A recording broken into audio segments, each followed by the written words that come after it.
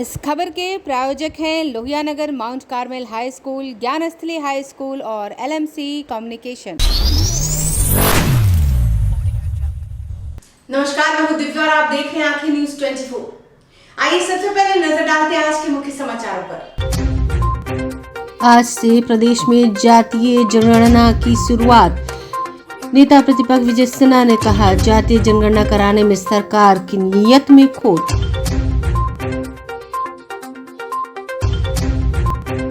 उप मुख्यमंत्री तेजस्वी यादव ने भाजपा पर बोला हमला, कहा भाजपा की मानसिकता दलित और पिछड़ा विरोधी।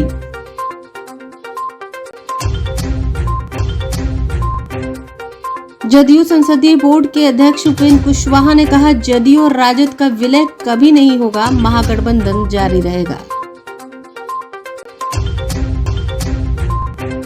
नेता विपक्ष सम्राट चौधरी ने कहा कि भाजपा विरोधी पार्टियों की मानसिक स्थिति खराब हो चुकी है।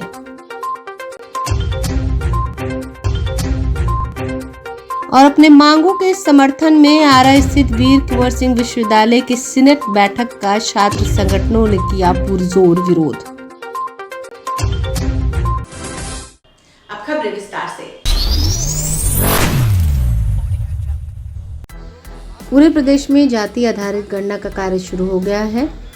2 चरणों में ये मतगणना होगी। पहले चरण का कार्य शुरू हो चुका है। पटना में 12,696 लोगों का गणना किया जाएगा। 2,000 से अधिक सुपरवाइजर इसमें मॉनिटरिंग करेंगे। पटना के जिलाधिकारी चंद्रशेखर सिंह ने बताया कि लोगों का बेहतर रिस्पांस मिल रहा है। सभी प्रशिक्षित कर्मियों को गणना के लिए लगाया गया है। मकानों को यूनिक नंबर दिया जाएगा। उन्होंने कहा कि गणना करने वाले कर्मी परफॉर्मा को भरेंगे। चंद्रशेखर सिंह ने आज पटना के नगर निगम वार्ड नंबर 27 में बैंक रोड में जाति आधारित गणना 2022 का निरीक्षण किया। शंभू प्रसाद यादव पटना के पहले व्यक्ति हैं जिनका जातीय जनगणना किया गया। जाति आधारित जनगणना शुरू हुई है राज्य सरकार के निर्णय के आलोक में पूरे बिहार में, और उसी के आलोक में आज हम लोग पटना जिले में भी शुरू कर रहे हैं। पटना जिले में कुल लगभग 20 लाख परिवार हैं हमारे, और लगभग हम 12,696 गणना ब्लॉक बनाए गए हैं और 12,696 हमारे कर्मी लगे हैं। लगभग 2,000 हम लोगों के सुपरवाइज़र लगे हैं जो इसका अनुश्रवण करेंगे। और फर्स्ट फेज हमारा 7 जनवरी से शुरू हो रहा है जो 21 जनवरी तक चलेगा। इसमें हम लोग प्रत्येक गणना ब्लॉक में घर की गणना करेंगे और परिवार कितने हैं उसकी गणना करेंगे, और उसके बाद उसकी डेटा एंट्री करेंगे। फिर सेकंड फेज में बाकी डिटेल हम लोग सामाजिक आर्थिक जो भी है वो डिटेल हम लोग सेकंड फेज में लेंगे। तो फर्स्ट फेज का काम आज शुरू हो रहा है। हम लोगों की तैयारी पूरी है और इसको हम लोग सफलतापूर्वक और पूरी शुद्धता के साथ इसको संपन्न कराएंगे। सर, जैसे ये है तो इस घर को, इसमें जो अपार्टमेंट है इसमें सारे लोग इसी में आ जाएंगे या अलग अलग इसकी मार्किंग होगी? नहीं, ये भवन एक माना जाएगा और अपार्टमेंट जितने हैं वो मकान अलग अलग माने जाएंगे। उनकी नंबरिंग अंदर होगी अपार्टमेंट के पास, और अभी भवन एक माना जाएगा तो इसको 1 नंबर भवन का दिया गया है। और अंदर जितने हम लोग फ्लैट पाएंगे उसको 1/2, 1/3, 1/4 इस प्रकार से नंबर दिया जाएगा कि कोई भी घर छूटे नहीं। ये इसके लिए ये व्यवस्था की गई है। सर, जैसे आपने यहीं से मार्किंग शुरू हुआ है। हर ईबी का अपना पहला होगा। हर जो गणना ब्लॉक है उसमें औसतन 150 घर हैं हम लोगों के। कहीं शहरी क्षेत्र में अधिक हैं, ग्रामीण क्षेत्र में कुछ कम है, लेकिन औसतन 150 घर हैं। लगभग 700 की जनसंख्या है। तो छोटी इकाई बना करके हम लोग प्रोसीड कर रहे हैं ताकि गलतियां कम से कम हों और डेटा की शुद्धता ठीक रहे। तो उस ढंग से हम लोगों ने हर ईबी में उसका अपना एक नंबर होगा, उसके गणना ब्लॉक का एक नंबर होगा, और जितने मकान हैं वहाँ जाके समाप्त होगा। तो ये हर गणना ब्लॉक के लिए किया गया है। मुख्यमंत्री जी, हम भारत के अमृत महोत्सव 75 साल का सफर तय कर चुके हैं। बहुत लोगों ने अपनी सत्ता राजनीति के लिए अधिकार की बात किया, लेकिन जब हम शताब्दी वर्ष मनाएंगे तो अगला 25 वर्ष सामाजिक सद्भाव, सबका साथ सबका विकास का भाव हो। आज 75 वर्ष की आज़ादी में कोई जातीय जनगणना की बात क्यों नहीं किया? 1931 के बाद जातीय जनगणना क्यों नहीं हुआ?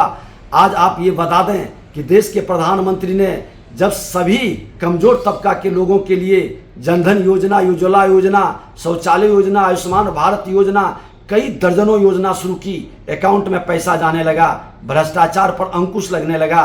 और जब लाल किले से उन्होंने घोषणा किया कि हम भ्रष्टाचारियों को भारत मुक्त, भ्रष्टाचार मुक्त भारत बनाएंगे, लोहिया जी, गांधी जी, जयप्रकाश नारायण जी, आज पंडित दीनदयाल उपाध्याय जी ने आपको जाति विहीन समाज और भ्रष्टाचार मुक्त राष्ट्र बनाने का जब बात किए थे, तो आप उसकी बजाय जो आपके बड़े भाई ने जातीय उन्माद पैदा कर करके जातीय नरसंहार कराते थे, उसी पथ पर क्यों बढ़ गए? आप जातीय जनगणना कराना चाहते हैं, जरूर कराइए, लेकिन आपका विजन, आपका उद्देश्य, मिशन 500 करोड़ खर्च कर रहे हैं, इसका लाभ क्या उस गरीब शोषित कमजोर तबका के लोग को मिलेगा? उस नौजवान बच्चे जिस पर आप लाठी बरसा रहे हैं, शिक्षा में जो हमारे शिक्षक अभ्यर्थी रोड पर बैठे हुए हैं, आज बीपीएससी बीएसएससी के बच्चों की प्रतिभा का जो हनन हो रहा है, उसका समाधान करने की बजाय आप एक व्यवधान उत्पन्न करने के लिए, एक उन्माद पैदा करने के लिए, समाज को लड़ाने के लिए आपका जो मिशन है, आज़ादी का जब शताब्दी वर्ष मनाएंगे, आप क्या देना चाहते हैं? बिहार को बकस दीजिए। दोनों भाई 32 साल से क्यों नहीं करवाए थे? अब बिहार को जब विकास की गति बढ़ानी है, तो आप सत्ता प्राप्ति के लिए फिर एक बार बिहार के वातावरण को प्रदूषित करना चाहते हैं, बिहार में अशांति लाना चाहते हैं, उन्माद पैदा करना चाहते हैं। इसलिए पहले पूरा विजन बनाइए। 5 करोड़ लोग जो बिहार से बाहर है, उस बिहारी के बारे में भी चिंता कीजिए, क्यों पलायन किया, कौन से जिम्मेवार लोग हैं, किसके कारण बिहार छोड़ना पड़ा, उनकी भी जनगणना कराइए।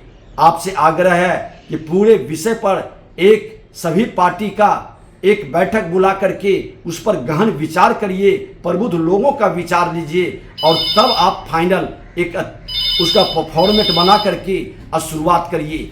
लेकिन आपका मिशन नीयत में खोट है, इसलिए शराबबंदी की तरह ये भी नीति आपका फेल करेगा। इसका साइड इफेक्ट कई रूप में दिखाई पड़ेगा।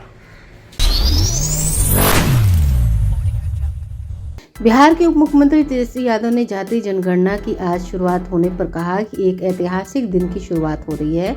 आपको तो मालूम ही होगा कि यह हमारी मांग पहले से ही रही है। लालू प्रसाद यादव जातीय जनगणना के पक्ष में हमेशा मांग करते रहते थे।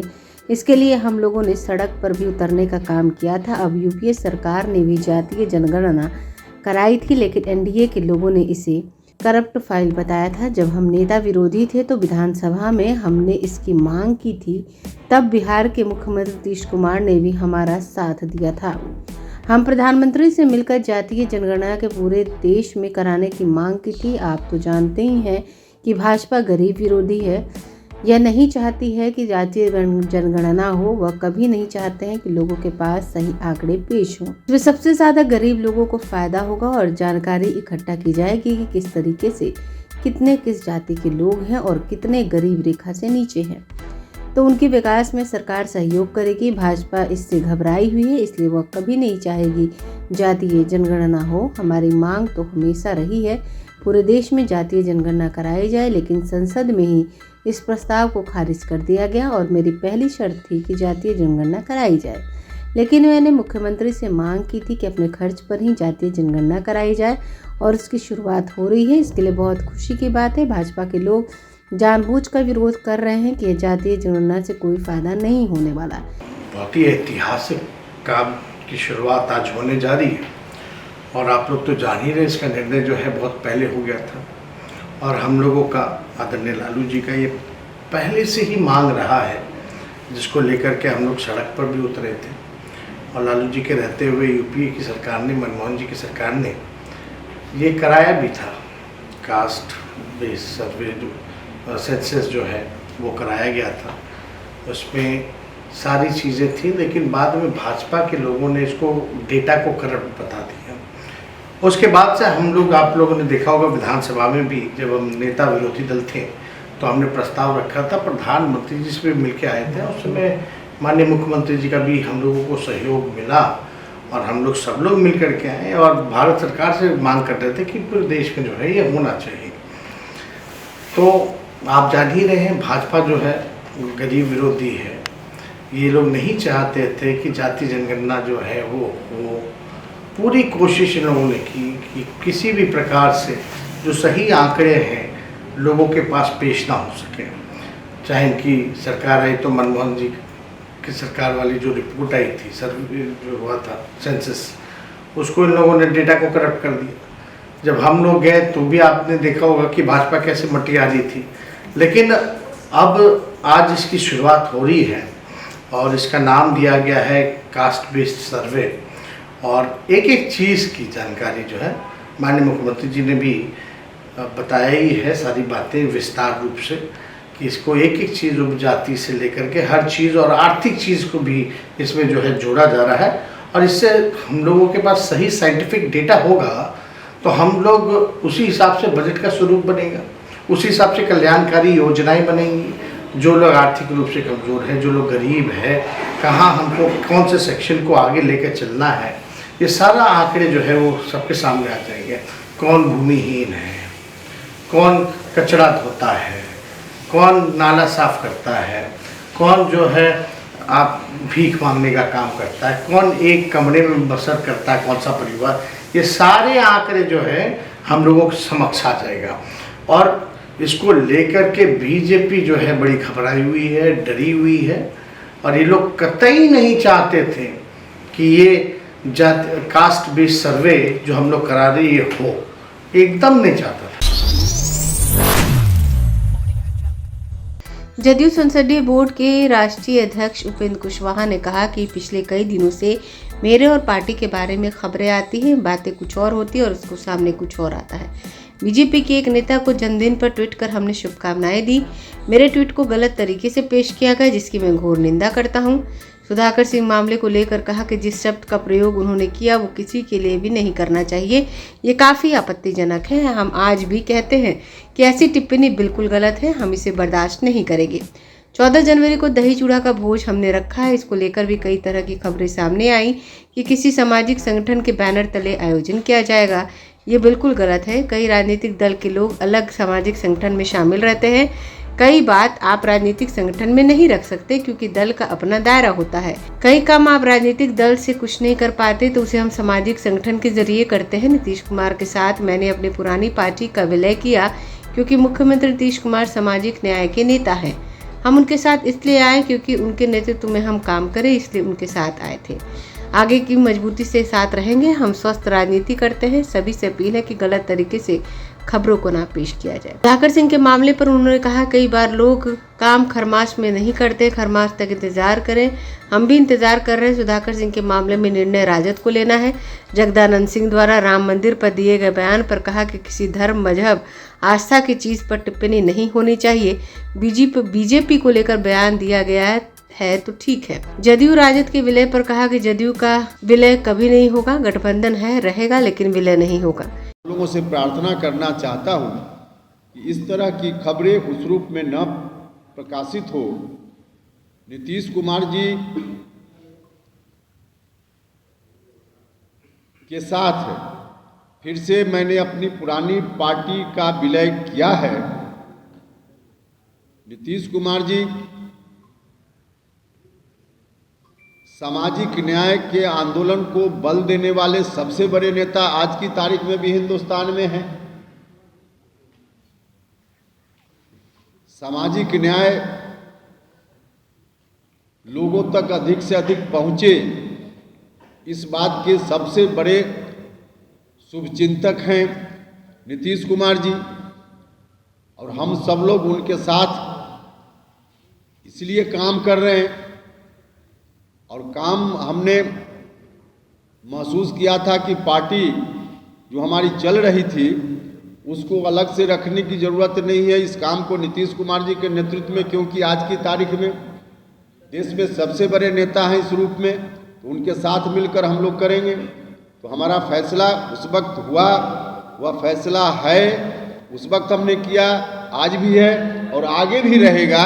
इसमें कोई इधर उधर से कोई व्यक्ति अगर गलत अर्थ लगाने का प्रयास कर रहा हो तो इस पर मेरी घोर आपत्ति है।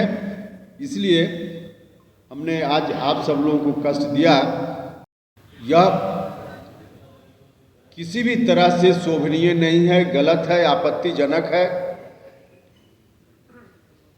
और मुझको व्यक्तिगत रूप से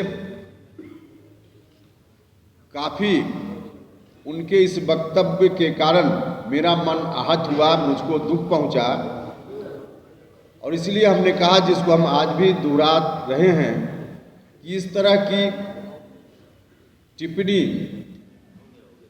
इस तरह के आपत्तिजनक शब्दों का प्रयोग व्यक्तिगत रूप में हमारे नेता के प्रति हो, यह हम नहीं बर्दाश्त करने वाले हैं। यही बात हमने उस दिन भी कही थी और उसके लिए हमने आपत्ति दर्ज कराई है और इस बात की भी व्याख्या अलग तरीके से की जा रही है।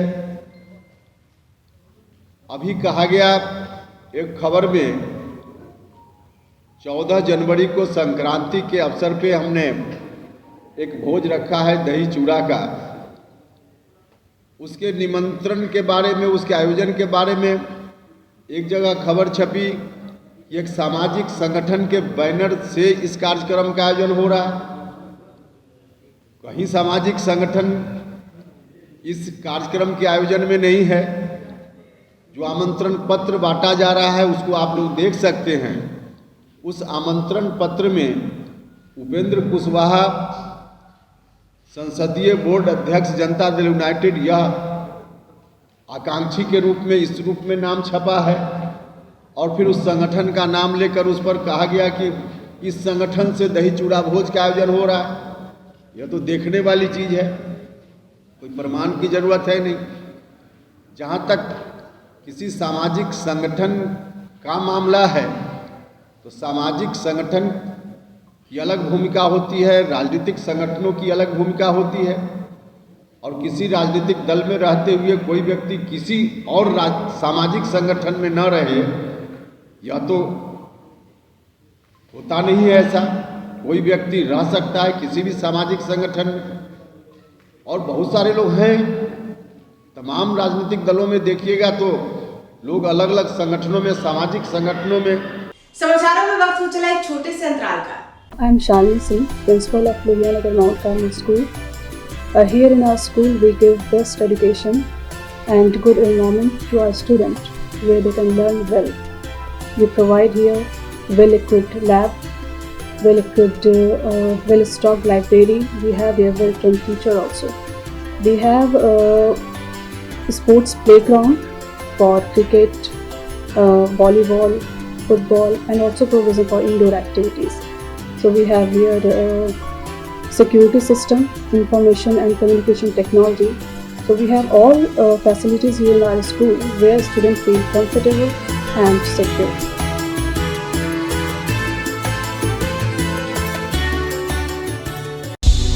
क्या आप पत्रकारिता के क्षेत्र में अपना कैरियर बनाना चाहते हैं? तो आज ही royal Ashoka institute of mass communication and journalism में अपनी जगह सुनिश्चित करें। आर्यभट्ट ज्ञान विश्वविद्यालय पटना से मान्यता प्राप्त 100% प्लेसमेंट के साथ royal Ashoka institute of mass communication and journalism नामांकन जारी है। हमारा पता है DS/16 गायत्री मंदिर के समीप, कंकड़ बाग, पटना 8,20,000। आप हमें संपर्क भी कर सकते हैं। हमारा मोबाइल नंबर है 9955456126। ब्रेक के बाद आपका फिर से स्वागत है।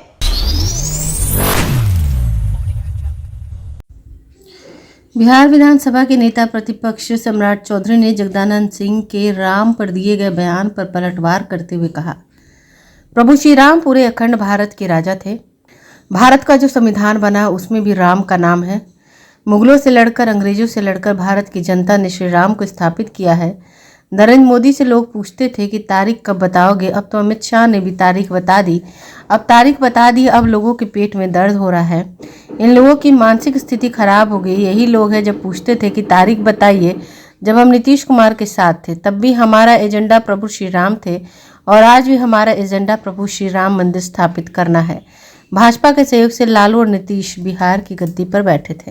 प्रभु श्री राम इस अखंड भारत के राजा थे और जो भारत का संविधान बना उसमें भी प्रभु श्री राम थे और 450 वर्षों तक मुगलों से लड़कर, अंग्रेजों से लड़कर हिंदुस्तान के लोगों ने भगवान श्री राम को वहां स्थापित करने का काम किया। नरेंद्र मोदी जी से लोग पूछते थे कि तारीख कब बताओगे, अब तो तारीख अमित शाह जी ने बता दिया कि राम मंदिर की शुरुआत किस तारीख को होगी। अब स्वाभाविक है इन लोगों को पेट में दर्द हो रहा है और मानसिक स्थिति गड़बड़ा गई। प्रभु श्री राम सबके राम, ये कैसे कोई कह सकता है? कल तक यही लोग पूछते थे तारीख बताइएगा, अब ये तारीख बताने वाले नहीं है, क्योंकि राष्ट्रीय जनता दल के नेता लालू प्रसाद की उत्पत्ति मुख्यमंत्री के तौर पर तो भाजपा के सहयोग से हुआ। तब भी हमारा एजेंडा था प्रभु श्री राम का राम मंदिर, और आज भी एजेंडा है हमारा प्रभु श्री राम का राम मंदिर। तो कल क्यों शर्म लग रहा था जब 1990 में लालू प्रसाद जी मुख्यमंत्री बन रहे थे, तब याद नहीं था कि भाजपा का एजेंडा राम मंदिर है? भाजपा का क्यों समर्थन लिया? भाजपा की कृपा से लालू और नीतीश दोनों बिहार की गद्दी पर बैठे। अब इन लोगों को शर्म लगना चाहिए। आरा के वीर कुंवर सिंह विश्वविद्यालय के सीनेट की बैठक का छात्र संगठनों ने विरोध किया। विश्वविद्यालय की सीनेट बैठक के आयोजन के साथ ही बाहर छात्र संगठनों का उग्र प्रदर्शन देखा जा सकता है। बता दें कि अपनी अपनी मांगों को लेकर प्रदर्शन किया जा रहा है। सीनेट की बैठक का विरोध करने वाले छात्र संगठन आयशा छात्र, जदयू छात्र, राजद सहित अन्य संगठन द्वारा विश्वविद्यालय का घेराव किया जा रहा है। विश्वविद्यालय के स्थित सभागार में सीनेट की बैठक का आयोजन किया जा रहा है। इससे पूर्व में ही चेतावनी दी गई थी कि इस मौके पर छात्र जदयू के विश्वविद्यालय के अध्यक्ष सदाशंकर सुमित सैनी ने कहा कि विश्वविद्यालय का रवैया ठीक नहीं है। इस मौके पर जिला सचिव विकास कुमार ने सैकड़ों कार्यकर्ताओं के साथ घेराव किया कि मुख्य मांगे में छात्र संघ चुनाव की तिथि घोषित करने, एकेडमिक कैलेंडर लागू करने और पढ़ाई शुरू करने, एमए और एलएलबी की पढ़ाई शुरू करने सहित विभिन्न मांगों को लेकर विश्वविद्यालय की सीनेट बैठक का घेराव किया गया।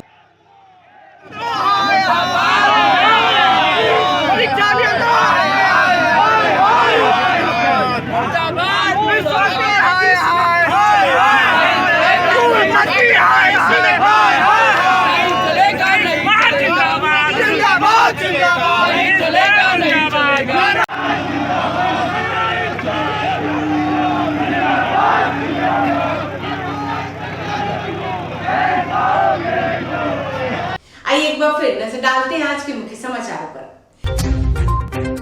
आज से प्रदेश में जातीय जनगणना की शुरुआत। नेता प्रतिपक्ष विजय सिन्हा ने कहा, जातीय जनगणना कराने में सरकार की नीयत में खोट।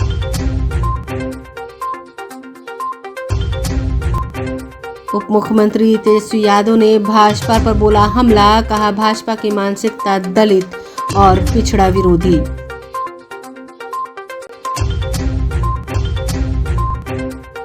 जदयू संसदीय बोर्ड के अध्यक्ष उपेंद्र कुशवाहा ने कहा, जदयू और राजद का विलय कभी नहीं होगा, महागठबंधन जारी रहेगा। नेता विपक्ष सम्राट चौधरी ने कहा कि भाजपा विरोधी पार्टियों की मानसिक स्थिति खराब हो चुकी है।